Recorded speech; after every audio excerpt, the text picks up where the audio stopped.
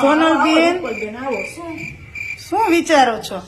વિચારતી હતી કે કેવા કા આપણે હોસ્ટેલમાં ભણતા. તમે ભણ્યા તો હોસ્ટેલમાં? હા હો.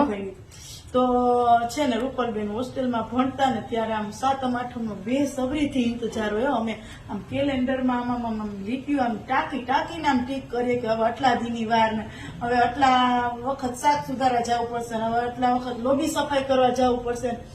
એમ કરતા અમે એવોય રાહ જોતા હોઈએ. આ રાખડી અમે હોસ્ટેલમાં ઘરે બનાવતી રૂમમાં.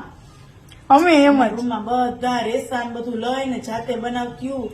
અને સાચી વાત છે. 7મ 8મની એવી રાહ જોતા હોય કે ક્યારે 7મ 8મ આવે ને ક્યારે રક્ષાબંધન ને આગલે દિવસે હોસ્ટેલમાંથી છૂટા થાય.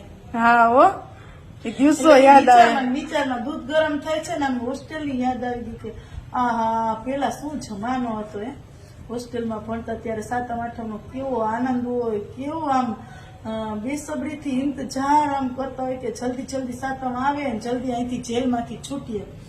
હોસ્ટેલમાં વાળા હોય ને હોસ્ટેલ વાળા એને એમ જ હોય રૂપલબેન. સાચી વાત લાગતું ને કે ક્યારે જેલમાંથી છૂટીએ. અમને એમ લાગતું કે જલ્દીથી હવે અહીંયાથી જાય ને થોડાક દિવસ મમ્મીની ઘરે મજા કરી આવીએ. સાચી વાત.